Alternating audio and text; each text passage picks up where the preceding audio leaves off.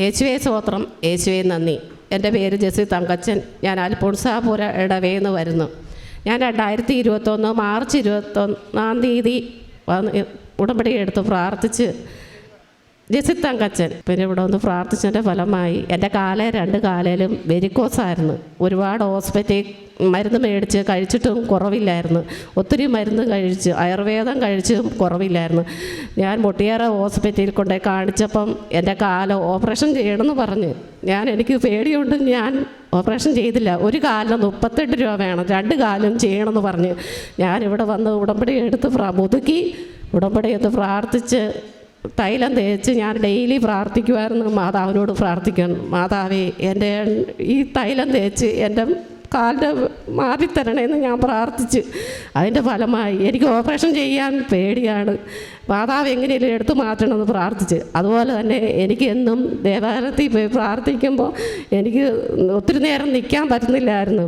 ഞാനപ്പം പ്രാർത്ഥിക്കുമായിരുന്നു.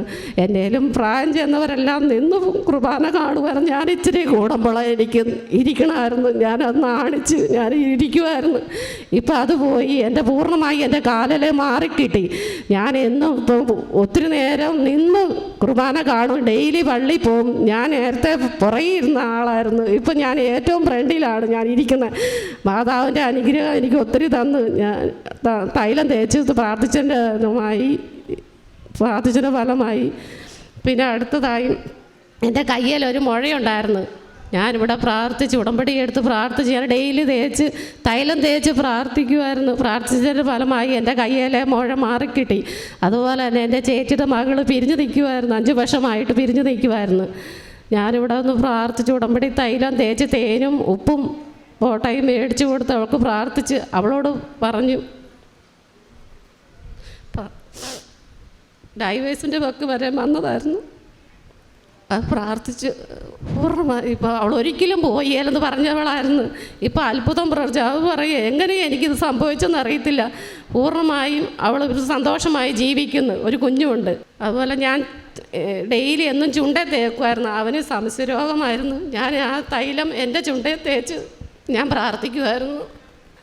എൻ്റെ വിശ്വാസത്തോടെ ഞാൻ പ്രാർത്ഥിച്ച് പൂർണ്ണമായും അവർ സന്തോഷമായി ജീവിക്കണമെന്ന് പ്രാർത്ഥിച്ച് അവൾക്ക് 38 വയസ്സുള്ള ഒരു കുഞ്ഞുണ്ട്. നല്ല 5 വർഷമായിട്ട് പിരിഞ്ഞു നിൽക്കുമായിരുന്നു.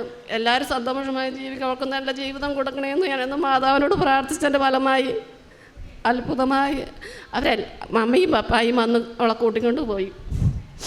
അതുപോലെ തന്നെ എൻ്റെ മക്കൾക്ക് മുഖത്ത് നിറയും കുരുവായിരുന്നു.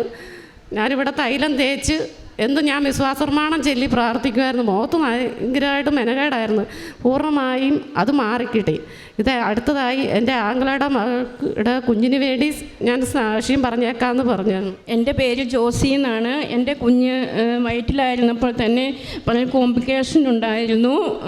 കുഞ്ഞ് പുക്കിൾക്കോട് ചുറ്റി സ്കാനിങ് സമയത്ത് പുക്കിൾക്കോട് ചുറ്റി കിടക്കുവാണ്, ജോലികളൊന്നും ചെയ്യരുത് എന്ന് പറഞ്ഞു. അതിൻ്റെ സമയമായി ഞാൻ ആൻറ്റിയോട് പറഞ്ഞു. എൻ്റെ ഫലമായി കൃപാസനത്തിൽ മാതാവിൻ്റെ തൈലം എൻ്റെ വയറ്റിൽ പുരട്ടുകയും ഞാൻ എന്നും പ്രാർത്ഥിക്കുമായിരുന്നു. ദൈവമേ, ആരോഗ്യമുള്ള കുഞ്ഞിനെ തന്ന് എന്നെ അനുഗ്രഹിക്കണമേ എന്ന് പറഞ്ഞു.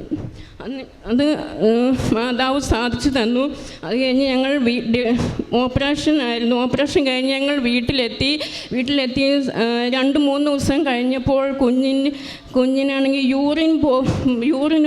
മൂത്രം ഒഴിക്കുമ്പോൾ റെഡ് കളർ കാണുമായിരുന്നു. ഞങ്ങൾ ഓടി ഡോക്ടറെ സമയത്ത് പറഞ്ഞു കുഞ്ഞിന് സോഡിയം കുറവാണ്, പിന്നെ ശരീരത്തിൽ ജലാംശത്തിൻ്റെ കുറവാണ്, പ്രാർത്ഥിക്ക് കുഞ്ഞിന് കിട്ടാൻ വേണ്ടി പ്രാർത്ഥിക്കാൻ പറഞ്ഞു. അത് ആൻറ്റിയോട് ഞാൻ ഓടി വന്ന് ആൻറ്റീനെ ഫോൺ ചെയ്ത് പ്രാർത്ഥിച്ചു. ആൻറ്റി പറഞ്ഞിട്ട് വിശ്വാസത്തോടെ പ്രാർത്ഥിക്ക്, നീ കുഞ്ഞിനെ നിനക്ക് തിരിച്ചു കിട്ടുമെന്ന് പറഞ്ഞു.